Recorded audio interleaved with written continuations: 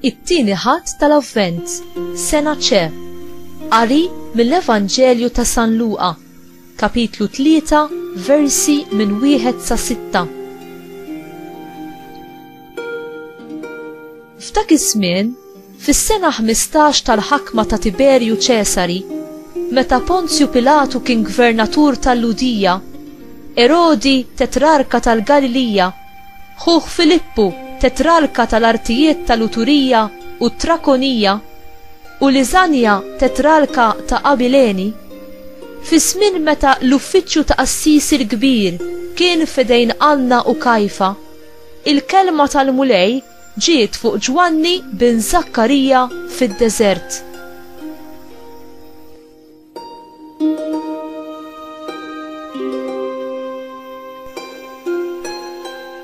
U ġie fl-inħawi kollha ta' madwar il-Ġordan, ixandar mawdija tandima għal maħfra ta' dnubiet, kif hemm imnissel fil-ktieb tal-profizziji ta' Iżajija.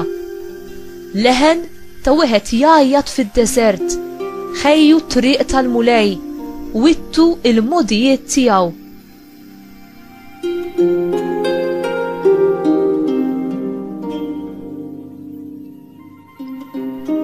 Kull wiet jintela, kull muntanja u għolja titbaxxa, il-modijiet mawġa jiddrittaw u t-triqat imħarbta jitwittew u l-bnedmin kollha jaraw is-salvazzjoni ta' Alla.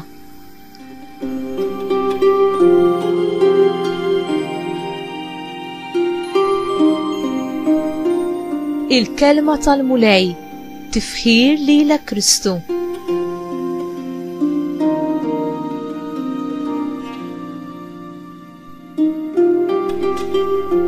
Minnu Ġwanni l-Battista u x'inhu s-sinifikat tal-messaġġ tiegħu għall-ħajja tagħna?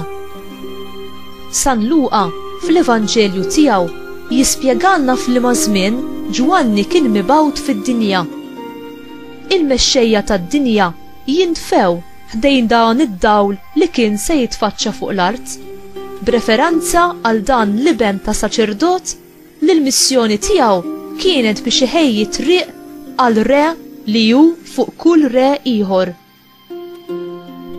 Ġwanni kien il-passaġġ li għaqqad it-Testament il-qadim mal-ġdid fl-istorja tal-mod kif Alla mexa mal-poplu tiegħu. Ġwanni kien profeta, kelliem għal Alla. Il-kelma tal-mulej ġiet fuq Ġwanni fid-deżert. Ġwanni kien il-qaddej tal-kelma, il-kelma ta' Alla li saret laħam, jiġifieri saret bniedem bħalna, għalina u għas-salvazzjoni tagħna. Għaliex kien fid-deżert? Ġwanni kien imsejjaħ minn età żgħira biex jiddedika lilu nnifsu għat-talb u għall-kelma ta' Alla. Alla għalmu fis-solitudni tad-deżert u preparah għal-ministeru u għal-ġid spiritwali li għat jagħmel ma' ħafna. U huwa l-aħħar profeta tat-Testament il-qadim li juri u jħejji triq għal-Messija. Ġwanni huwa wkoll l-ewwel xut u l-ewwel martri tat-Testament il-ġdid.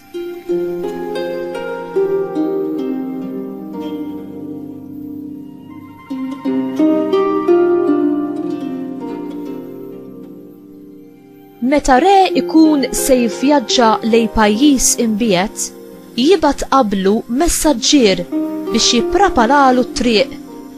Ġwanni hu l-messaġġier tar-re messjaniku li jiġi biex iwassal is-saltna vera, eterna u qaddisa tiegħu u ta' Alla missieru.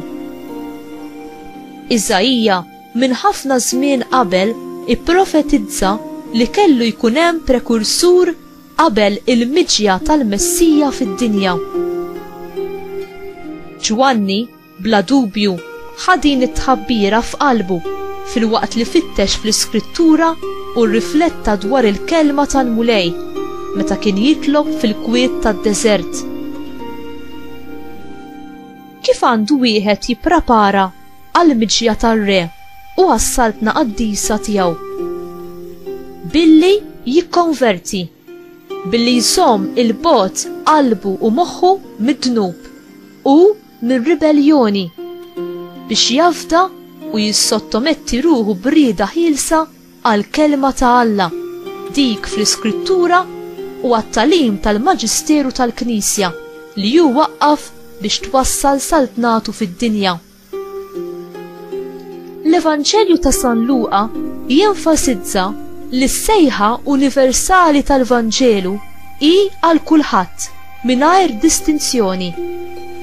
U jikkwota mill-profeta Iżajija li il-bnedmin kollha jaraw is-salvazzjoni ta' Alla. Ġwanni kien fil-bib ta' żmien il-ġdid ta' grazzja u ta' salvazzjoni. U ra mill-bogħod dak li Ġesu il-Messija kien se jwettaq permezz tal-mewt u l-qawmien tiegħu, il-maħfra ta' dnubietna u l-ħajja eterna għal dawk kollha li qed jemmnu f'ismu. U int tersaq lejn is-saċerdot rappreżentant ta' Kristu fis-sagrament tal-qrar biex tirċievi il-maħfra ta' dnubietek u l-grazzja li għad gawdi tal-ħajja eterna fil-glorja fis-saltna tal-Messija. U tixed quddiem l-oħrajn il-ferħ u l-libertà tal-Evanġelju.